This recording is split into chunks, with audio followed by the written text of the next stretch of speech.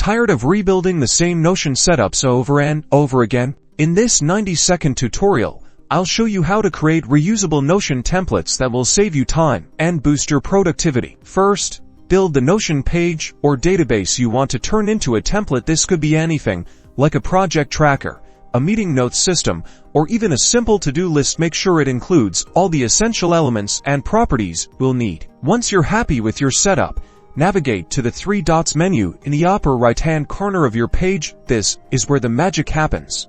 Scroll down until you find Template button. This will turn your existing page into a template. Click on Template button. A configuration window will appear here.